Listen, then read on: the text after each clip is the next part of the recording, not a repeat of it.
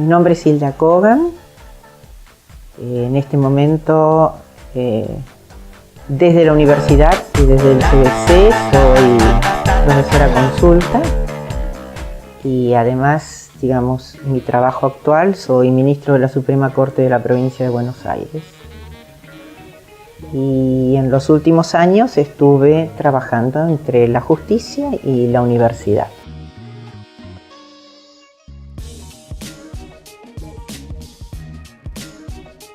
Bueno, en realidad yo trabajaba en los últimos años del proceso, cuando el doctor Delich volvió del exilio.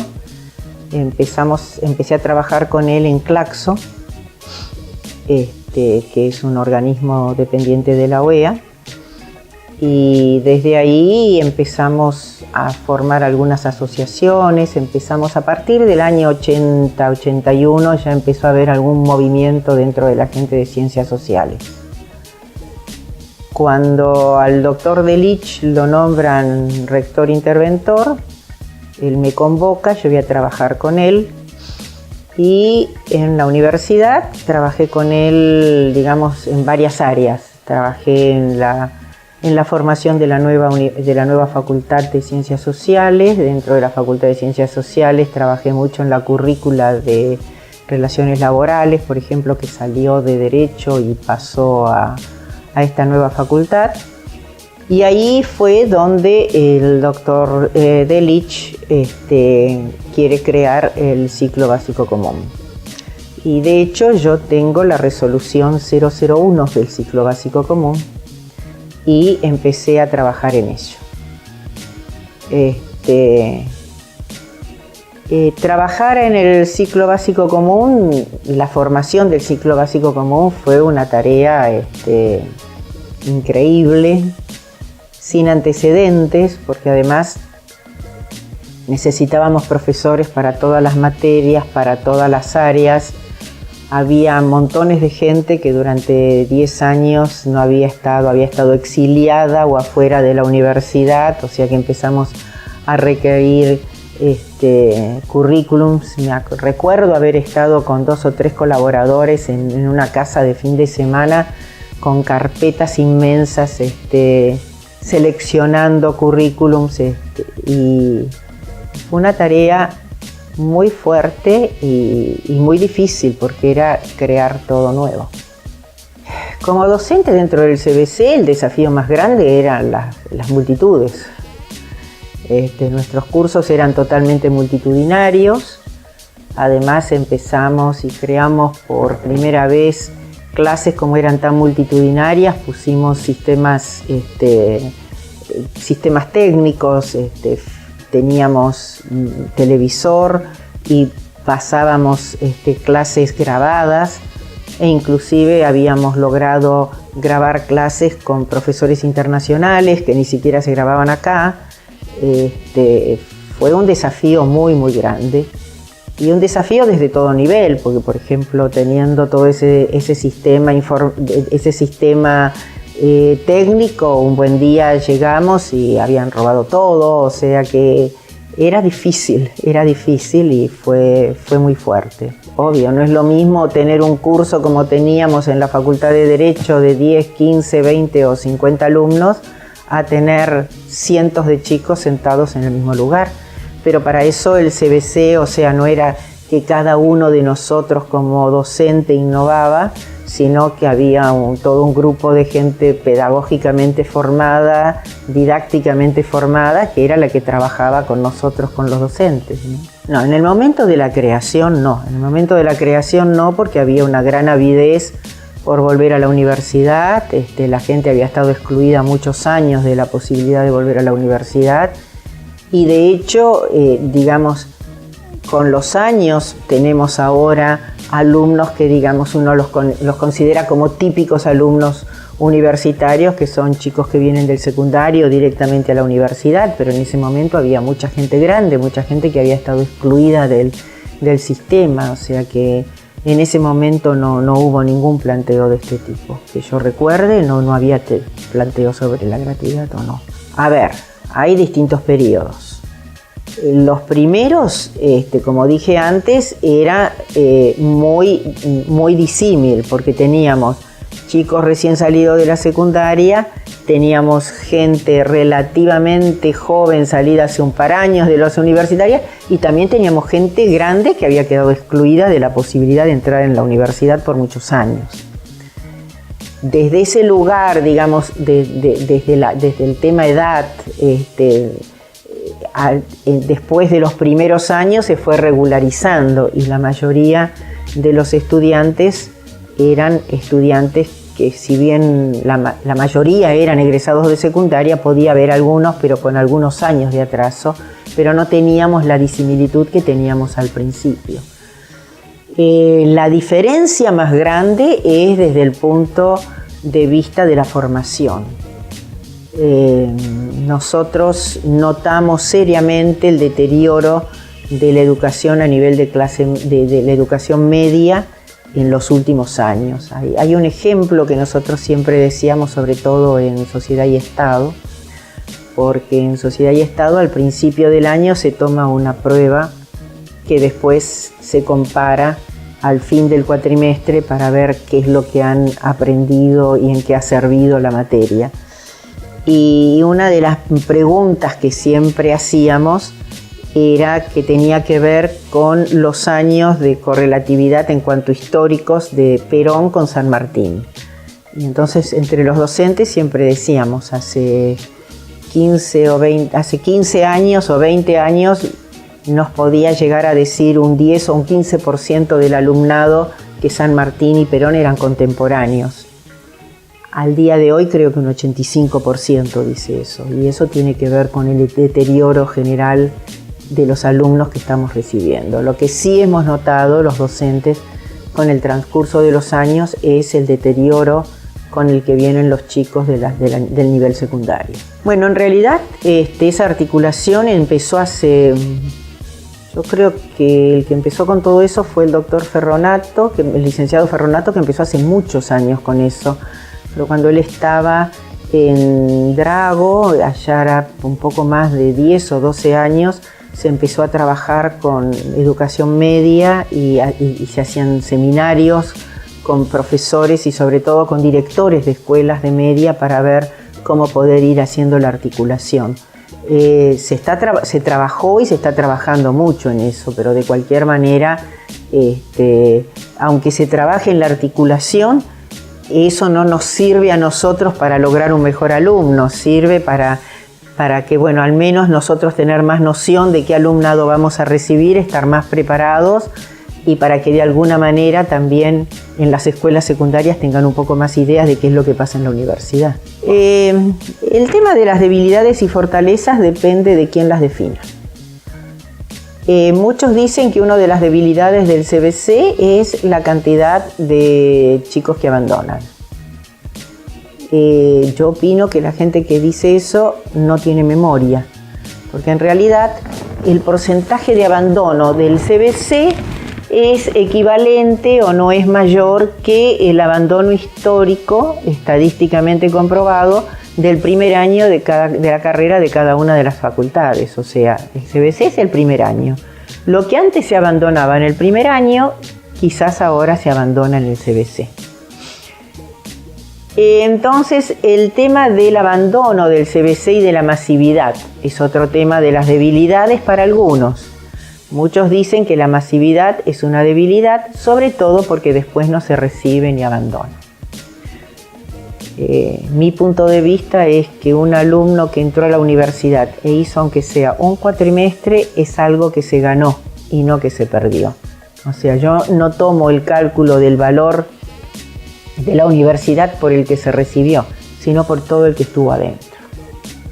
O sea, estas son dos situaciones que depende quién te las defina, te las define como debilidad y yo te las defino como fortaleza. Lo que sí quizás es una debilidad y eso quizás no sé si es una autocrítica que me podría hacer. Cuando nosotros empezamos, el doctor Delich quería que cada materia fuese, que tuviese una sola cátedra para cada materia. Y nosotros dividimos mucho, salvo las materias de exactas. Y me parece que ahí no había que haber hecho ni tan ni muy. No me parece que era bueno lo que quería el doctor Delitzsch, que era una materia, una cátedra por materia, pero quizás no habría que haber dividido en tantas, porque eso en algún momento cuesta, que es una de las debilidades, a pesar de todo el trabajo que se hizo y se hace constantemente. Es muy difícil lograr, a pesar, repito, de que estén los objetivos comunes, lograr programas que sean coincidentes. Y entonces, al haber algunas partes de los programas muy disímiles, sobre todo en mi materia, que es Sociedad y Estado, está el comentario: ¿para qué es necesario Sociedad y Estado si igual unos dan una cosa y otros dan otro? Y desde ahí viene una crítica a la materia en sí misma. El CBC no se creó para eso. En realidad el CBC se creó porque lo que se estaba buscando es un cambio de paradigma en el sistema universitario. Lo que quería era cambiarse el sistema universitario al estilo francés, donde alguien entra a una carrera y recién adquiere un título cuando termina una carrera, y se quería pasar a un sistema más al estilo americano, o sea, que haya unos sistemas intermedios con títulos intermedios, y que cuando se terminase el ciclo básico común, que estaba previsto en 4 años, entonces ahí cada uno iba a una especialidad en las distintas carreras, sea medicina, y esos 4 años servían para dar un título para el mundo laboral. Lo que pasa que el CBC, que estaba pensado en 4 años, nunca pudo ponerse en funcionamiento. Y nunca pudo ponerse en funcionamiento porque la verdad es que la Universidad de Buenos Aires es una división de facultades, que cada facultad maneja lo suyo y es muy difícil que tengan una concepción de conjunto. Tan maneja lo suyo que yo siempre doy un ejemplo de algunos egoísmos de las facultades, de algo que pasó cuando empezamos. Cuando nosotros volvimos a la democracia y volvimos a la universidad, había, por ejemplo, en la manzana de la salud, había un laboratorio en la Facultad de Odontología que no funcionaba porque le faltaba el elemento A. Había un laboratorio en la Facultad de Farmacia que no funcionaba porque le faltaba el elemento B. Y había un laboratorio que tampoco funcionaba en medicina porque le faltaba el elemento C. Entonces se los reunió en el rectorado y dijeron: miren, no funciona ninguno de los tres. Usted no tiene A, usted no tiene B, no tiene C. Pero si lo juntamos, podemos hacer un laboratorio que funcione para todos. Prefirieron tenerlos enterrados a tener que hacer algo en forma común. Eso para mí es un ejemplo que siempre repito porque es demostrativo de lo que pasa en la universidad. O sea, cada facultad se maneja como una isla totalmente separada. Entonces, no se pudieron cumplir muchos de los objetivos porque no hubo forma de que las facultades colaboren en la formación de este nuevo paradigma, porque cada uno quería seguir manteniendo su estructura propia. Yo diría que alguien dijo: la única verdad es la realidad. Y la realidad es que poder, digamos, organizar el ciclo básico como estaba previsto originalmente, eso es imposible. Lo que sí me parece es que el ciclo básico como está, con 1 año, cumple una función que con los años, desde algún punto lamentablemente, por esto que decía antes de la pérdida de formación a nivel secundario, es cada vez más útil para cuando los chicos terminan este primer año y entran a las carreras, porque se ha transformado en un año muy nivelador. Y desde ahí, siempre hay algo para mejorar, pero lo cierto es que en el CBC se trabaja constantemente para mejorar. O sea, siempre hay reuniones en cada uno de los departamentos con todos los docentes para tratar de actualizar los programas, analizar desde los departamentos que dependen de la dirección, estadísticamente ver dónde están los problemas, dónde están las deserciones. Siempre se está trabajando en mejorar. Hay un punto que sí no depende de nosotros y que es vital, que es la parte de la infraestructura. O sea, siempre costó muchísimo que la universidad tenga en cuenta lo importante que es una infraestructura digna de la Universidad de Buenos Aires para muchas de las sedes del CBC. Y eso, aunque a ustedes les parezca que no es la parte académica, pero sí hace mucho a la contención del alumno y al que tengan conciencia de que están en la Universidad de Buenos Aires. En muchas sedes se pierde eso porque la infraestructura no es digna de la Universidad de Buenos Aires. Hay una que yo cuento siempre, que es cuando empezamos con el CBC, que estaban las famosas colas, porque no teníamos el sistema informático y entonces la inscripción era manual. Y además las inscripciones de los primeros años eran cientos de miles, no cientos de miles, pero decenas de miles. Llegamos el primero y el segundo año creo que superamos los 100.000 alumnos. Entonces eran unas colas infernales. Entonces hay dos anécdotas separadas. Una, que estábamos en Paseo Colón y yo estaba también inscribiendo y recibiendo y cortando papelitos, y entonces siempre venían a todas las sedes donde se inscribía, como había tantas colas y movimientos, venían periodistas y trataban de buscar a ver en qué podían encontrar una falla, ¿no? Y entonces vinieron y me consultaba a mí un periodista, bueno, ¿y cómo es esto? Y en un momento me dice, claro, dice, y usted debe estar acá haciendo este trabajo, y quizás el rector y la gente que dirige esto debe estar en su casa mientras usted está acá a la noche con esta cola de gente. Entonces dije, bueno, la directora de esto soy yo. Entonces es ahí una. Y la otra se dio en esa misma época en Ciudad Universitaria, que también los periodistas, había una cola inmensa y había un señor que estaba acompañando a la hija.